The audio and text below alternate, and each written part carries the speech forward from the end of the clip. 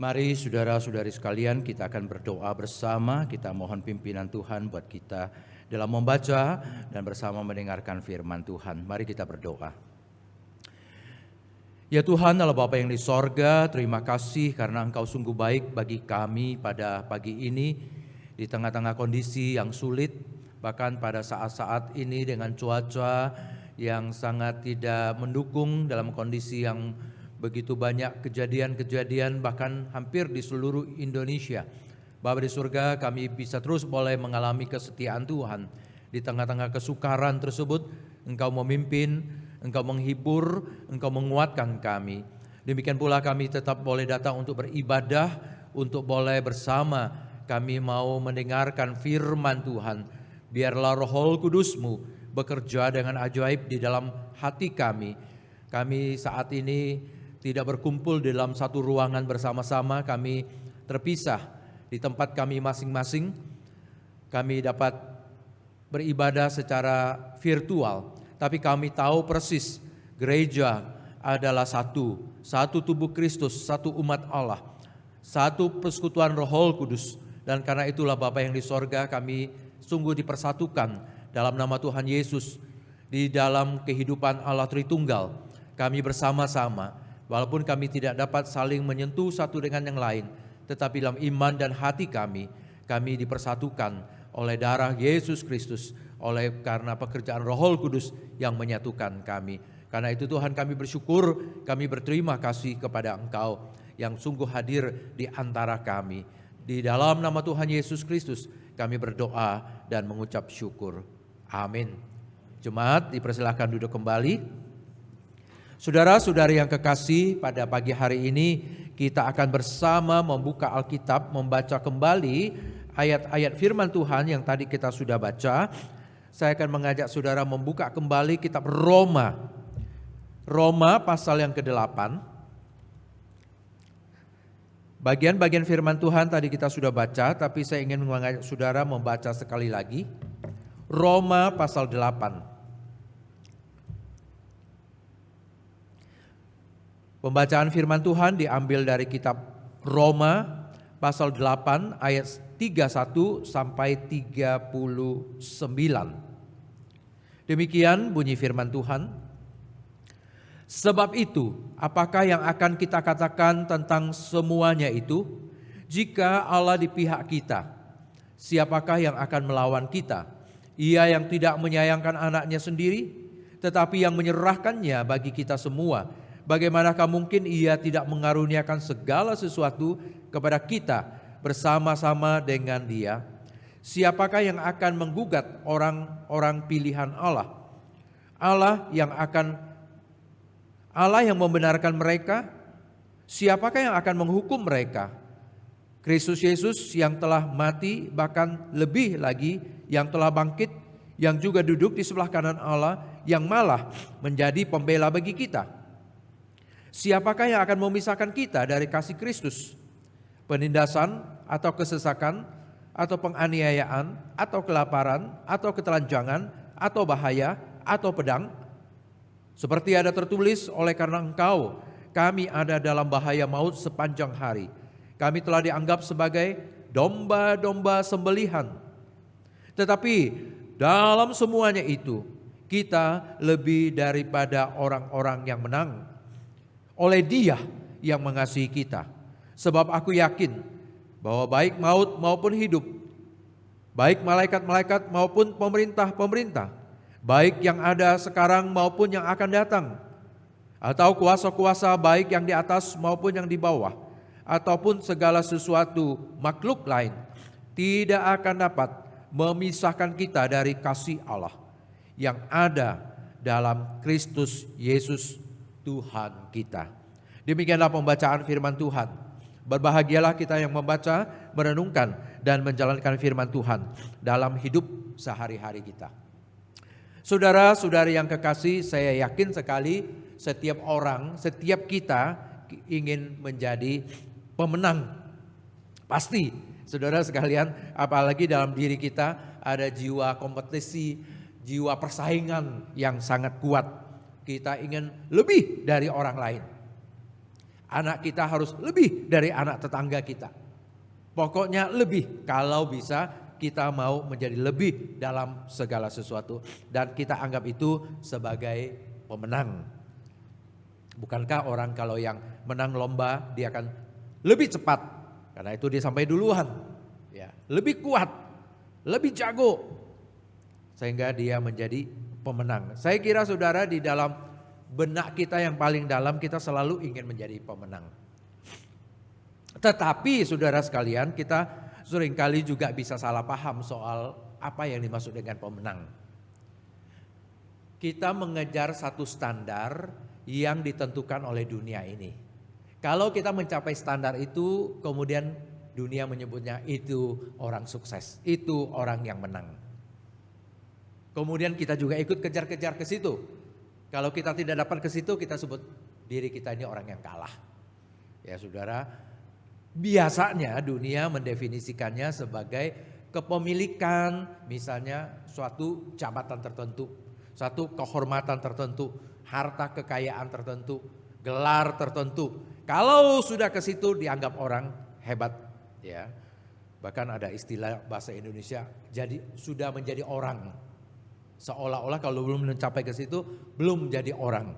Memang betul saudara, kita harus lebih. Dalam pendidikan kita harus lebih tinggi. Dalam kesehatan kita harus lebih sehat. Di dalam bisnis kita harus lebih maju. Di dalam pekerjaan kita harus lebih lancar, lebih maju, lebih baik, lebih pintar dan sebagainya. Tetapi saudara sekalian, apakah betul kalau mengejar satu standar yang ditetapkan oleh dunia, kemudian itu lantas berarti kita sudah menjadi orang yang menang? Belum tentu saudara sekalian. Saya ambil contoh. Orang-orang yang korupsi di Indonesia ini banyak orang-orang yang kaya. Yang punya uang tabungan bukan lagi miliaran, seringkali mungkin ratusan miliar. Tapi mereka masih suka korupsi. Mereka sudah mencapai banyak sekali posisi yang tinggi. Anggota DPR mungkin sudah punya banyak perusahaan. Mungkin sudah punya gelar yang tinggi. Tetapi masih ada sesuatu yang mereka tidak bisa kalahkan dalam diri mereka. Selalu kalah bahkan dalam hal itu. Nafsu dalam diri mereka. Untuk bertambah. Itu mereka gak bisa kalahkan. Dalam hal itu mereka terus kalah. Dan karena itulah walaupun mereka mencapai kedudukan tertentu, jabatan tertentu, gelar tertentu, kekayaan tertentu. Dianggap sudah seperti sukses. Tetapi sebenarnya mereka adalah orang-orang yang selalu kalah. Bahkan dengan hal itu mereka merusak kehidupan berbangsa dan bernegara. Kita tahu juga banyak orang yang berpikir dengan mencapai tingkat kesuksesan tertentu, mereka bisa menjadi pemenang, menjadi orang sukses, hebat. Untuk mencapai itu kadang-kadang mereka menjual jiwa mereka, menjual moralitas mereka, menjual kehidupan mereka. Istilah bahasa Indonesia ada juga istilah mengatakan melakukan perjanjian dengan setan untuk mencapai hal tersebut. Nah saudara sekalian, jadi kembali sekarang kita harus merenungkan. Dalam pemahaman kita, apa yang kita sebut dengan orang yang menang? Dan bagaimana kita bisa menang? Alkitab juga bicara dengan bahasa itu. Kita harus menjadi pemenang. Kita harus menang. Banyak sekali istilah-istilah ini dipakai. Bahkan di dalam ayat 37 yang kita baca tadi, dikatakan lebih daripada pemenang. Apa yang dimaksudkan? Lebih daripada pemenang. Saudara, mari kita lihat bersama kembali ayat tersebut. Jangan-jangan kita sudah lupa tadi kita membaca ayat tersebut. Di ayat 37 mengatakan, tetapi dalam semuanya itu kita lebih daripada orang-orang yang menang. Dalam semuanya itu. Dalam semua apa saudara? Dalam semuanya itu kita lebih daripada orang-orang yang menang. Berarti kalau kita merujuk hal itu, dalam semuanya itu kita rujuk kembali di ayat-ayat sebelumnya. Dikatakan begini, ayat 35 dan 36. Siapakah yang akan memisahkan kita dari kasih Kristus?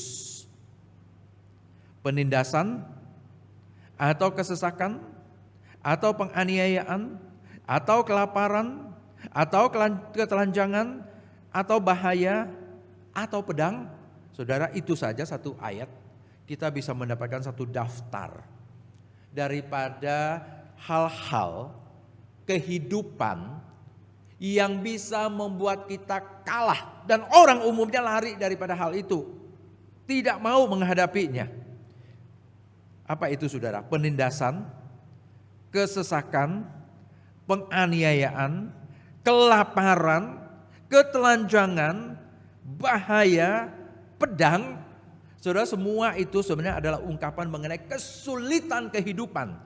Dan itu dihadapi oleh orang-orang Kristen. Sampai-sampai Paulus menggambarkan bahwa dia dan orang-orang Kristen pada saat itu seperti apa? Seperti domba-domba yang disembelih. Seperti domba-domba yang disembelih. Seolah-olah tak berdaya. Tak berdaya oleh karena apa saudara? Oleh karena hal-hal yang tadi disebutkan. Penindasan. Saudara, ditindas. Itu salah satu bentuk dari apa yang disebut dengan penganiayaan yang dialami oleh jemaat mula-mula. Mereka ditindas, digencet. Dan karena itulah kemudian kesesakan. Saudara, kesesakan itu rasanya seluruh ruangan itu sudah tertutup, sudah semakin mengecil. Mau bernafas pun terasa sulit. Dan biasanya orang dalam kondisi demikian akan menjadi panik luar biasa. Apalagi kalau orang takut pada ruangan yang kecil. Semakin kecil ruangan itu semakin panik. Jadi ditekan, kita lama-lama tidak lagi punya keleluasaan, tidak punya lagi kebebasan. Ke kanan kita mengalami digencet, ke kiri kita mengalami gencet, maju ke depan digencet, mau mundur kita juga digencet. Jadi seolah-olah tidak ada jalan lagi. Bisa membuat orang putus asa.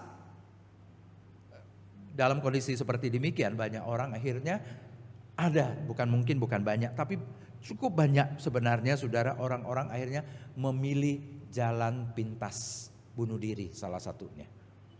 Baru-baru ini kita mendengar satu kisah yang sangat mengerikan. Seorang wanita businesswoman yang sukses di Hong Kong. Kaya luar biasa. Bahkan punya segala modal yang dianggap hebat oleh dunia ini. Ada kecantikan, kekayaan, kesuksesan. Memang betul dia tidak punya keluarga dalam arti yang tradisional seperti kita. Dia punya anak tapi tidak ada suami. Tapi mungkin itu untuk orang-orang modern seperti mereka yang di Hong Kong. Itu hal yang lazim. Tetapi saudara, apa yang terjadi? Seolah-olah dia pemenang. Tapi bersama anaknya sambil menggendong anaknya dia loncat dari apartemennya.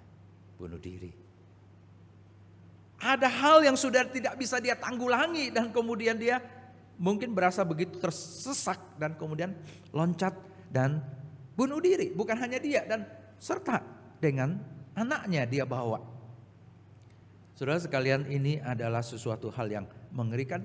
Memang kenyataannya penindasan, kesesakan, penganiayaan oleh hal-hal yang dari luar yang menindas kita bisa membuat kita begitu putus asa. Akhirnya menyerah. Ada orang yang tidak sampai bunuh diri, tapi karena kesesakan itu begitu luar biasa. Bisa terasa ada tipe penindasan yang begitu luar biasa. Bukan secara fisik tapi secara psikologis. Karena tekanan-tekanan hidup. Akhirnya mereka menggunakan obat-obatan. Drugs, narkoba. Tujuannya apa? Untuk membuat lega. Saking leganya bahkan zaman dulu kan dipakai istilah fly, terbang. Seperti ringan hidupnya. Tapi kita tahu saudara, akhirnya orang-orang seperti itu bukannya terbang bebas dan lega. Tapi semakin terkungkung, sampai semakin terkungkung. Sampai ada anak yang membunuh orang tuanya. Gara-gara orang tuanya tidak mau kasih uang untuk membeli sabu. Orang tua bisa dikorbankan. Hanya karena ketergantungan oleh hal yang demikian.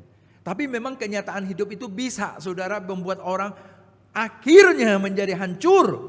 Makanya Paulus ketika mendaftarkan hal-hal ini bukan sesuatu yang omong kosong. Dia mengalami sendiri. Dia dan teman-temannya mengalami sendiri tekanan-tekanan yang begitu berat. Penindasan-penindasan yang begitu berat. Kesesakan-kesesakan yang terjadi. Penganiayaan yang terjadi di dalam kehidupannya. Zaman waktu itu memang jelas sekali itu salah satu bentuknya adalah penindasan dan penganiayaan fisik.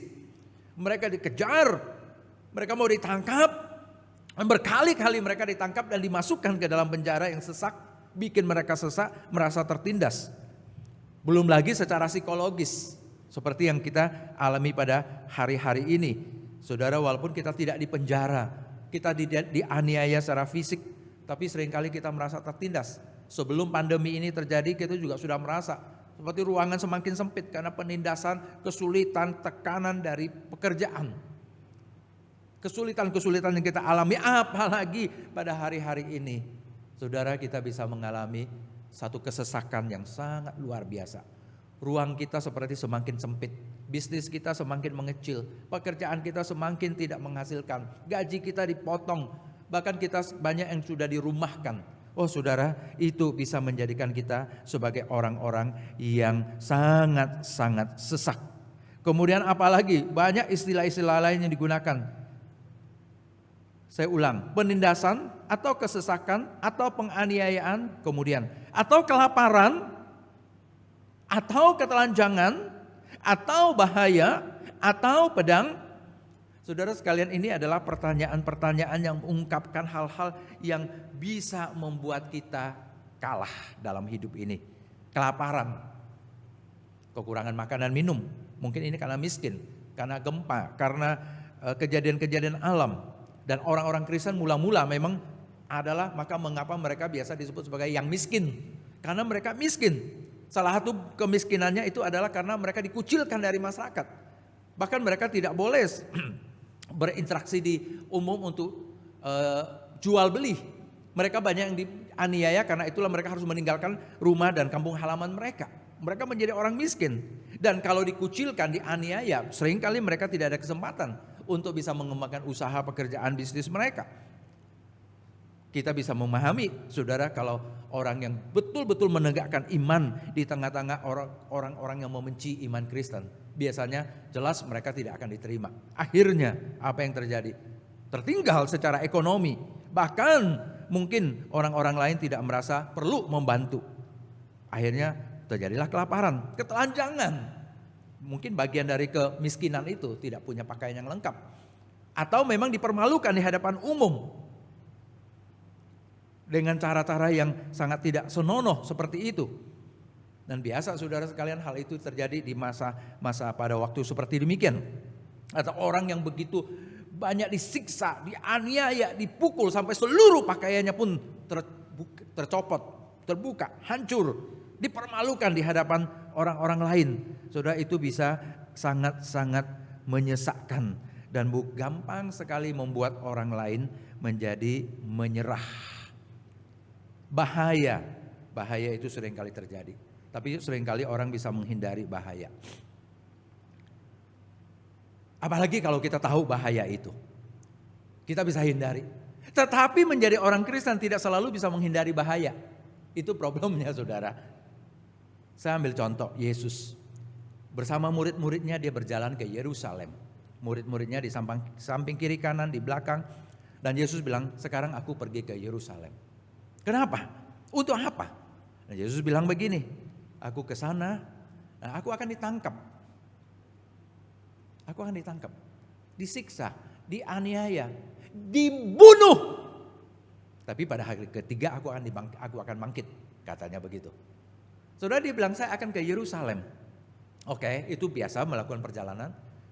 Kadang-kadang kita tidak tahu apa yang terjadi di depan. Kita jalan, kemudian ketemu bahaya. Apa boleh buat dah? Kita bilang nasib buruk. Kalau masih sempat lari, kita lari. Tetapi ini sebelum ke sana pun dia sudah tahu bahaya itu. Tapi dia bilang aku ke sana. Bukan untuk jalan-jalan, bukan untuk lihat museum, tapi di sana nanti aku akan ditangkap. Aku akan disiksa, dianiaya, disalibkan, mati. Tapi aku akan bangkit pada hari ketiga. So, jelas sekali bahwa dia tahu itu bahaya, tetapi dia masih berjalan ke sana. Tidak heran bahwa Petrus pada dalam kejadian itu menarik Yesus ke samping dan sedikit menegur Yesus, mengomeli Yesus. Tidak boleh terjadi. Mungkin kita juga berpikir seperti itu. Kalau tahu bahaya, tahu kesulitan, tahu ada masalah di depan, tahu ada berbagai hal yang membuat kita bisa jadi korban, untuk apa kita pergi ke sana? Tetapi saudara, menjadi seorang Kristen tidak bisa selalu kita hanya memikirkan kenyamanan, keamanan. Justru disitulah kita butuh kekuatan untuk menghadapi, sekalipun kita tahu itu bahaya. Kenapa? Karena kehidupan Kristen itu adalah pikul salib. Banyak hal kita tidak bisa hindar, banyak hal tidak bisa kita buang, sekalipun kita bisa membuangnya, dan kita nggak boleh membuang. Pergi mengabarkan Injil, dipermalukan orang, dihina orang, diejek orang, bukan tetap harus kita lakukan juga. Kita hidup di tengah-tengah negara Indonesia yang mayoritas adalah orang-orang Muslim. Banyak dari mereka yang cukup radikal dan sering kali bisa berbahaya buat orang-orang Kristen yang kalau mau mengabarkan Injil. Tetapi bukankah kita tetap harus melakukan? Kita tidak bisa bilang, jangan takut. Tidak, saudara sekalian. Nah, disitulah kemudian Paulus melihat, bahkan di dalam bahaya pun, di dalam berbagai masalah yang terjadi, tidak menyerah. Pedang, itu kata terakhir dari ayat yang kita baca. Jelas pedang menunjukkan pada orang-orang yang akan menyakiti, melukai, bahkan mungkin membunuh. Apakah dalam semua itu kemudian kita menjadi orang yang kalah, orang yang pengecut, orang yang melarikan diri, orang yang hanya mencari kenyamanan? Paulus mengatakan tidak. Dalam semua itu kita adalah orang yang menang. Saudara, istilah menang itu sebenarnya adalah istilah kita adalah orang yang mengalahkan. Kita adalah orang yang mengalahkan atau menaklukkan. Jadi pemenang dalam pengertian itu adalah kita yang mengalahkan. Kita yang menaklukkan. Menaklukkan hal-hal tersebut. Dalam ketelanjangan, dalam kelaparan, dalam penganiayaan, kesesakan, di dalam bahaya, adanya pedang yang siap menusuk kita. Kita tidak melarikan diri. Kita bisa menghadapinya. Seperti Yesus ketika dia berjalan masuk ke Yerusalem. Saudara, bagi Paulus itulah sikap pemenang. Orang yang berani menghadapi kesulitan. Orang yang tidak dihancurkan oleh kesulitan. Bahkan kemudian dia mengatakan lebih daripada pemenang. Lebih daripada orang-orang yang mengalahkan. Itu sebenarnya satu terjemahan tradisional dari zaman dulu, terjemahannya kayak begitu. Lebih daripada pemenang, more than conqueror, lebih daripada pemenang. Artinya bukan hanya kita menang, bukan hanya kita bisa mengalahkan, tetapi kita bisa menjadi orang yang lebih baik setelah menang. Kita menjadi orang yang lebih baik setelah kita bisa mengalahkan. Saudara sekalian, saya ambil contoh begini. Banyak orang pergi berperang, dia menang memang lawan musuh, tapi dia pulang menjadi orang yang terluka hatinya, hancur. Ada yang trauma luar biasa, ada yang menjadi kayak setengah gila, ada yang perlu terus menerus konseling begitu ya, karena ada trauma dalam hatinya. Ada orang bahkan menjadi orang yang sangat kejam dan keras sampai pulang ke kampung halaman dia orangnya berubah. Menjadi orang yang suka kekerasan, orang yang suka menggunakan senjata. Ada yang seperti itu. Jadi saudara, sepertinya dia menang, tetapi dirinya itu kalah. Jiwanya kalah. Dan ada juga orang yang karena berbagai kesulitan dia berusaha mengatasi, mengatasi. Sampai dirinya menjadi sangat mahir, sampai dirinya sangat. Mungkin kelihatan secara dunia dia sukses, dia bisa mengatasi berbagai masalah. Tapi hidupnya selalu bersungut-sungut, gedumel. Dan salah satunya biasanya saudara yang kita lihat itu, orang kelihatannya sukses, menang dalam bisnis, dalam pekerjaan. Tapi kemudian keluarganya hancur lebur. Keluarganya hancur lebur. Dia seperti menang, berhasil, sukses. Tapi tidak, bukan lebih daripada pemenang. Bahkan untuk hal-hal yang lebih penting dia malah kalah. Kalau gitu sebenarnya dia orang yang kalah. Firman Tuhan mengatakan kepada kita, di dalam penindasan, kesesakan, penganiayaan, kelaparan, dan berbagai hal-hal yang terjadi, kita bisa mengatasi, kita bisa melalui, kita bisa melewati. Dan setelah melewati, kita terbentuk menjadi orang yang lebih baik. Kita terbentuk menjadi orang yang lebih baik. Itu yang dikatakan di ayat sebelumnya. Yang tadi kita tidak sempat baca karena itu ada bagian atas. Tapi ayat yang sangat terkenal yang kita seringkali jadikan sebagai hafalan, yaitu pasal 8 ayat 28. Kita tahu sekarang bahwa Allah turut bekerja dalam segala sesuatu untuk mendatangkan kebaikan bagi mereka yang mengasihi Dia, yaitu bagi mereka yang terpanggil sesuai dengan rencana Allah. Allah turut bekerja dalam semua itu, bukan saja membuat kita bisa kuat dan bertahan, tetapi bisa menjadikan kita lebih baik secara iman, secara moral, secara sifat, secara karakter, secara kejiwaan kita menjadi lebih baik. Itu saudara, lebih daripada pemenang. Bukan sekedar kita bisa mengalahkan, bukan saja bahwa setelah peperangan kita bisa tegak berdiri, tapi kita tegak berdiri menjadi orang yang lebih punya cinta kasih, yang lebih bisa memaafkan, yang lebih kuat, yang lebih tough menghadapi masalah lagi. Kalau nanti ada lagi penganiayaan datang, kalau ada kesulitan datang, kalau ada kelaparan datang yang mungkin lebih berat dari yang sebelumnya, dia sudah punya kekuatan untuk menghadapinya.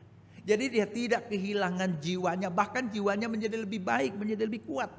Saudara, itu sebenarnya satu ujian buat kita di dalam kita menghadapi kesulitan-kesulitan hidup. Mungkin betul kita bisa keluar dari kesulitan itu.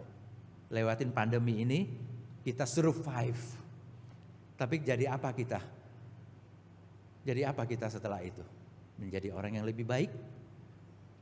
Atau kita menjadi sudah cuek, bahkan mungkin gak mau ke gereja lagi nanti setelah gereja bisa dibuka untuk ibadah bersama. Atau kita menjadi orang yang sangat malas sudah, karena selama ini kita agak berleha-leha di rumah dan sebagainya, bisa terjadi. Atau kita menjadi orang yang sangat gedumel dalam hidup ini, bersungut-sungut. Kita bisa melewati, tapi kemudian jiwa kita menjadi rusak. Tapi justru dikatakan dalam semua itu, dalam semua kesulitan kita, dalam semua tekanan kita, Tuhan bekerja mendatangkan kebaikan buat kita. Saudara sekalian, disitulah artinya kita menjadi pemenang. Bukan hanya kita bisa mengatasi kesulitan, tapi setelah melalui kesulitan kita menjadi orang yang lebih baik, lebih melayani, lebih mencintai, lebih beriman. Saudara sekalian, hal kedua yang kita perlu pikirkan adalah bagaimana mungkin kita bisa menjadi pemenang. Bagaimana mungkin kita bisa menjadi pemenang?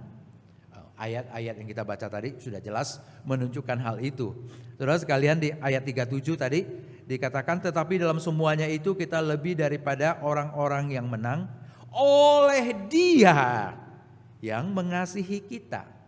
Oleh Allah di dalam Yesus Kristus yang mengasihi kita, oleh Dia, oleh Allah. Dan bagaimana oleh Allah tersebut? Saudara perhatikan di ayat yang kita baca tadi, mulai 31. Sebab itu apakah yang akan kita katakan tentang semuanya itu? Jika Allah ada di pihak kita, siapakah yang akan melawan kita? Saudara, istilah itu penting. Allah di pihak kita. Sebenarnya pengertiannya lebih tepat, God for us. Allah untuk kita. Ya memang betul Allah di pihak kita, tapi istilah pihak jadi seolah-olah Allah memihak kita, dia tidak pihak orang lain. Tapi ini adalah Allah untuk kita. Kalau Allah untuk kita, kalau Allah ada bersama saya, kalau Allah untuk saya, untuk kami, untuk kita, bagaimana mungkin kita bisa kalah melulu? Seolah-olah Allah kita Allah nggak bisa apa-apa. Allah kita Allah yang lemah. Allah kita yang tidak turun tangan. Allah kita tidak menolong apa-apa. Bukan seperti itu. Allah kita adalah Allah yang bersama kita dan yang menolong kita. Buktinya apa? Jelas sekali dikatakan di ayat 32 yang kita baca. Ia yang tidak menyayangkan anaknya sendiri, tetapi yang menyerahkannya bagi kita semua. Bagaimanakah mungkin Ia tidak mengaruniakan segala sesuatu kepada kita bersama-sama dengan Dia? Saudara, ini pertanyaan yang retoris dan jawabannya jelas. Paulus menggunakan satu argumentasi dari yang besar menuju yang lebih kecil. Allah ada di pihak kita, Allah bersama kita, Allah untuk kita. Loh, bagaimana saya tahu? Bagaimana saya tahu Allah untuk saya? Bagaimana saya tahu Allah untuk saya, untuk hidup kita? Paulus mengatakan, Dia memberikan anaknya, bahkan untuk mati, berkorban untuk kita. Itu yang paling berharga, itu yang paling tinggi nilainya. Tapi Allah berikan. Bagaimana mungkin Dia tidak berikan yang lain untuk bersama dengan kita, untuk kebaikan kita, untuk penjagaan kita, untuk pemeliharaan kita. Jadi saudara sekalian di sini jelas sekali kalau kita bilang kita bisa menjadi orang yang mengalahkan dan setelah mengalahkan kita menjadi orang yang lebih baik, itu adalah pekerjaan Allah. Karena Allah ada bersama kita, Allah meneguhkan kita, menguatkan kita. Kalau kita mau tahu apa buktinya Allah bersama kita, Allah untuk kita, Allah di pihak kita, jelas sekali, yaitu ketika Dia memberikan anaknya yang tunggal mati di kayu salib untuk kita. Dan dengan memberikan anaknya yang tunggal mati di kayu salib untuk kita, Dia membawa kita kembali kepada Dia, bersama Dia, hidup bersama dengan Dia. Jadi Allah Bapa mengasihi kita, datang kepada kita dengan memberikan yang paling mahal, yaitu Yesus Kristus. Itu saja sudah merupakan bukti bahwa Allah tidak menyepelekan kita, bahwa Allah memperhatikan kita. Kalau yang terbaik, yang terbesar, yang termahal itu sudah diberikan kepada kita. Mana mungkin Allah pelit dalam hal-hal yang lain? Mana mungkin Allah tidak perhatikan kita? Bukti perhatiannya sudah begitu nyata. Dia memberikan anak yang tunggal, anak yang begitu berharga, yang satu-satunya diberikan kepada kita untuk mati di atas kayu salib untuk kita. Dan dengan itu Dia menyelamatkan kita. Tetapi sebenarnya saudara kalau kita baca lagi di ayat-ayat sebelumnya, kita menemukan hal lain yang lebih luar, yang juga tak kalah luar biasa. Bahwa Allah bukan hanya mengasihi kita dan kemudian memberikan anaknya yang tunggal untuk kita. Tapi Dia juga memberikan Roh Kudusnya yang terus menerus bersama dengan kita, bahkan mendoakan kita di dalam kelemahan kita. Saudara bisa memperhatikan di dalam ayat pasal 8 tadi, ya, kita tidak membaca, saya akan membaca dari ayat 26. Roma pasal 8 ayat 26. Demikian juga Roh membantu kita di dalam kelemahan kita. Sebab kita tidak tahu bagaimana sebenarnya harus berdoa, tetapi Roh sendiri berdoa untuk kita kepada Allah dengan keluhan-keluhan yang tidak terucapkan.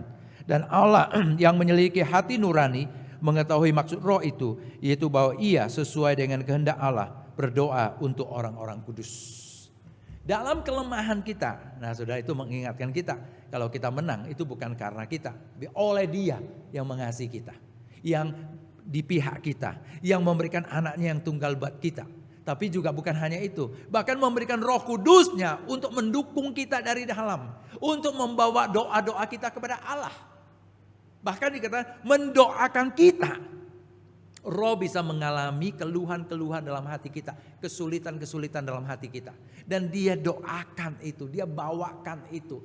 Sebenarnya saudara, istilah mendoakan, menjuru syafaat itu adalah membela kita. Dia membela kita untuk membawa kita ke hadapan Allah. Jadi saudara sekalian, Roh Kudus bekerja di dalam nama Tuhan Yesus Kristus yang sudah mati dan bangkit buat kita. Membawa kita umat tebusan untuk dibawa ke hadapan Allah, disajikan, dinyatakan ke hadapan Allah. Kita sendiri lemah, kita tidak mungkin bisa hidup dengan kekuatan kita sendiri. Bahkan di sini kata kadang-kadang berdoa pun kita nggak tahu bagaimana harus berdoa, apa yang harus kita minta. Dalam penderitaan, dalam kesulitan, dalam sakit penyakit kita udah nggak tahu mau kita minta apa. Tapi kita boleh percaya Allah di pihak kita. Dia datang mengasihi kita, Dia datang dengan memberikan Yesus Kristus anak yang tunggal buat kita. Dia memberikan Roh Kudus buat kita untuk bisa terus mengungkapkan keluhan-keluhan dari dalam diri kita kepada Allah. Itu pekerjaan Allah Tritunggal untuk kita. Allah di pihak kita. Allah bekerja untuk kita. Kan karena itulah dikatakan kita lebih daripada pemenang karena atau oleh Dia yang mengasihi kita. Saudara sekalian, maka karena itu dalam bacaan tadi dikatakan, kalau demikian siapa yang bisa menggugat kita? Siapa yang akan menghukum kita? Saudara sekalian, dalam bacaan tadi ya pasal 8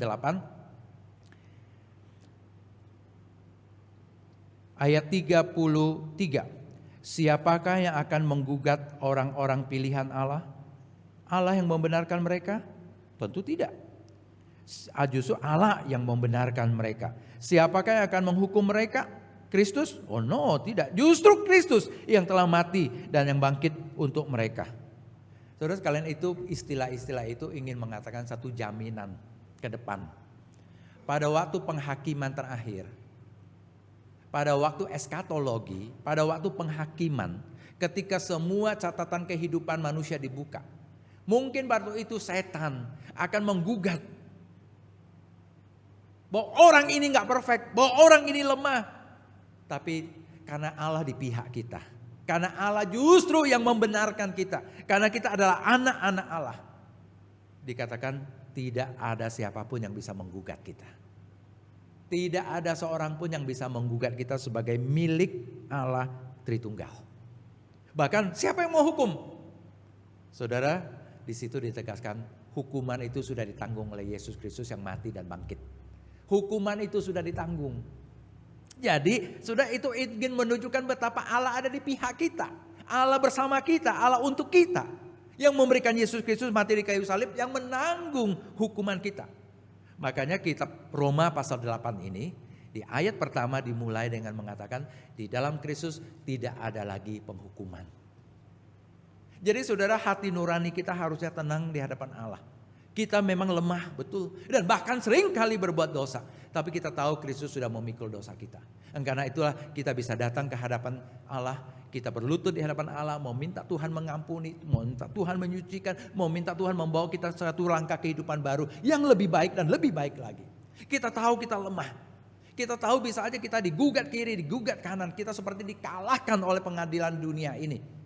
Oleh orang-orang atau bahkan oleh kuasa-kuasa kegelapan dalam dunia ini untuk mengalahkan kita, mengalahkan iman kita. Tetapi kita bisa datang kepada Allah. Kita bisa mendapatkan kekuatan itu. Karena Allah sendiri sebenarnya begitu mengasihi kita, dia tidak menggugat kita, dia tidak menghukum kita lagi. Karena semua itu sudah ditanggung di dalam Yesus Kristus. Dan nanti pada penghakiman terakhir, penghakiman eskatologis itu. Tidak siapapun bisa menggugat kita. Identitas kita sebagai milik Allah itu tidak bisa digugat oleh siapapun juga. Itu saudara, bukankah menunjukkan kita adalah orang pemenang? Artinya sudah terjamin sampai di ujung. Sudah terjamin sampai di ujung. Bahwa kita dipegang, kita dituntun, kita dijaga, dipeliharakan oleh Allah. Kalau demikian, apakah ada hal-hal di dunia ini yang bisa membuat kita kehilangan iman? Adakah? Tidak ada. Harusnya tidak ada. Orang bisa mempermalukan kita. Orang dunia itu bisa melecehkan kita. Bisa menertawakan kita. Tapi Allah menerima kita. Itu kemenangan orang Kristen. Ya saudara, dalam perlombaan hidup di dunia ini seringkali kita bisa seperti orang kalah. Kalah dalam standar dunia. Kita tidak sekaya orang dunia. Akhirnya kita diejek, dipermalukan. Kita mungkin tidak sepintar orang dunia. Kemudian kita diejek, kita dipermalukan. Kita tidak sehebat orang dunia dalam mengumpulkan harta kekayaan. Mungkin karena itu kita diejek oleh orang dunia. Kita seolah-olah digugat, dilecehkan. Kita dihukum oleh dunia. Seolah-olah kita kalah dari mereka. No. Allah di pihak kita. Allah yang menyatakan kita anak-anaknya. Allah yang bersama dengan kita. Bahkan saudara, satu poin lagi dari yang bacaan kita. Bukan hanya soal penghakiman. Kita bisa melewatinya sampai di ujung penghakiman itu. Tidak untuk menggugat kita dan jauhkan kita dari Allah, tapi justru adalah bahwa kita akan selama-lamanya menjadi milik Allah. Tetapi ada hal kedua yang kemudian dikatakan untuk menjadi buktinya. Bahwa di dalam semua gugatan, dalam semua kesulitan, dalam semua penderitaan, tidak ada apapun yang bisa memisahkan kita dari kasih Allah yang ada di dalam Yesus Kristus. Saudara, itu ditegaskan kembali di dalam pembacaan kita di ayat yang ke-35 dikatakan, siapakah yang akan memisahkan kita dari kasih Kristus? Kemudian di ayat 39 juga diulangi lagi. Tidak ada satu apapun, kuasa-kuasa di atas, kuasa di bawah, makhluk-makhluk atau apapun tidak akan bisa memisahkan kita dari kasih Allah yang ada di dalam Yesus Kristus. Perlu ditegaskan, kasih Allah yang ada di dalam Yesus Kristus. Artinya kasih Allah yang sudah diperlihatkan, ditunjukkan, dinyatakan melalui kematian dan kebangkitan Yesus Kristus itu. Itu sudah dinyatakan buat kita. Betapa lagikah dia akan mencintai kita. Luar biasa dan tidak ada siapapun yang bisa memisahkan kita. Saudara sekalian, kita bisa membayangkan kalau ada seorang anak kecil. Ya mungkin anak remaja begitu. Dia berasa mamanya tidak mengasihi dia. Hanya karena dia minta uang 100.000, mamanya bilang tidak, saya tidak mau kasih. Ya mungkin ada alasan tertentu. Mungkin karena anaknya mau minta uang 100.000 untuk membeli barang tertentu yang orang tuanya tidak setuju. Tapi anak seringkali merasa Mama saya nggak mencintai saya, mama saya nggak mengasihi saya. Atau mungkin anak itu bisa mengatakan, pasti saya bikin salah, pasti saya ada dosa, pasti saya ada masalah, sehingga mama saya tidak lagi mencintai saya minta uang 100.000 dia tidak kasih. Terus kalian seringkali kita mendengar ada orang-orang yang kejadian-kejadian tertentu yang seperti ini. Misalnya seorang anak kecil, ya mungkin anak menjelang remaja bermain-main dengan api, kemudian terbakar rumahnya. Terbakar. Mama tanpa berpikir panjang lebar, kemudian terobos api, menggendong anaknya dengan mengamankan anaknya, bawa keluar. Anaknya aman, tidak terluka. Ya mungkin ada sedikit di kulit, tapi mamanya yang akan terluka. Ya kulitnya menjadi rusak oleh api tersebut. Saudara sekalian, kalau kejadian ketika anak ini mau minta uang 100.000 kepada mamanya yang dulu pernah menerobos api untuk menyelamatkan dia. Walaupun itu kecerobohannya dia karena dia main-main api di rumah dan kemudian membakar, dan kemudian dia hampir terbakar dan mamanya harus berkorban untuk menolong dia.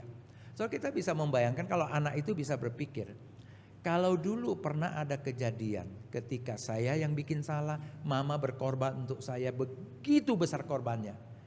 Tidak mungkin hanya gara-gara tidak diberikan 100.000 kemudian saya bilang mama saya jahat terhadap saya. Atau nggak mungkin hanya karena ada sedikit sesuatu kelalaian saya kemudian mama saya langsung benci sama saya, tidak lagi pedulikan saya, makanya dia nggak mau kasih uang 100.000 buat saya. Apa yang terjadi yang lalu itu menjadi satu bukti bahwa mamanya mencintai dia, begitu mencintai dia, api yang paling besar pun tidak dapat memisahkan kasih mamanya kepada anak itu. Dan itu kemudian menjadi satu tanda bahwa kesulitan apapun di depan, mamanya akan mempunyai kasih yang seperti itu untuk merengkuh dia, untuk menggendong dia, untuk menolong dia. Saudara kalian, sebenarnya itu terjadi. Kita mungkin sering kali meminta kepada Allah, memohon, meminta ini, meminta itu. Sepertinya Allah kok diam, Allah kok nggak nolong. Sepertinya kasih Allah tuh nggak sampai ke kita. Sepertinya begitu banyak hal memisahkan kasih Allah untuk sampai ke saya. Mungkin itu bisa terjadi karena Allah sibuk sama orang-orang lain mungkin. Atau mungkin kita juga bisa merasa karena dosaku, karena masalahku, karena kesulitanku, karena aku gini, karena aku itu, makanya Allah sekarang benci sama aku. Kita mengutuk-ngutuk diri sendiri. Berbagai alasan bisa seperti demikian kita katakan.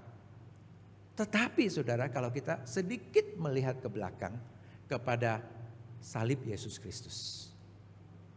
Allah di pihak kita yang memberikan anaknya mati di kayu salib. Bangkit untuk kita, bahkan memberikan Roh Kudusnya untuk kita.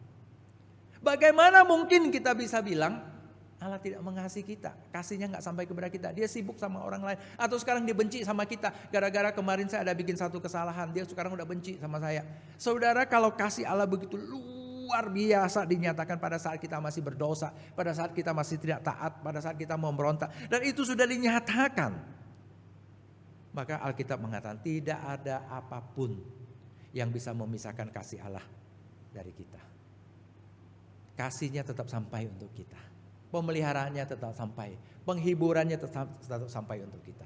Dan itulah yang meneguhkan, menguatkan kita. Itulah yang membuat kita bisa bertahan di dalam penindasan, kesesakan, penganiayaan, kelaparan, ketelanjangan, bahaya, pedang, kesulitan-kesulitan seperti ini. Kita bahkan bisa menjadi pemenang, bahkan lebih daripada pemenang. Setelah melewati semua itu, kita menjadi orang yang lebih mencintai Tuhan. Kita menjadi orang yang lebih melayani Tuhan. Kita menjadi orang yang lebih taat, beriman kepada Allah. Saudara, itu yang harusnya terjadi dalam kehidupan kita. Dan kita menjadi orang yang juga mempunyai lebih ada cinta kasih buat sesama kita, buat orang-orang lain. Karena Allah sudah begitu mengasihi kita, dalam berbagai kesulitan pun Dia tidak meninggalkan kita. Dan kasih itu kalau mengalir dalam hidup kita, harusnya itu juga mengalir keluar untuk menjadi berkat bagi banyak orang lain. Kiranya firman Tuhan ini boleh meneguhkan dan menguatkan kita. Amin. Mari saudara, kita akan berdoa bersama. Ya Tuhan, Allah Bapa di sorga, terima kasih karena Engkau sungguh baik untuk kami.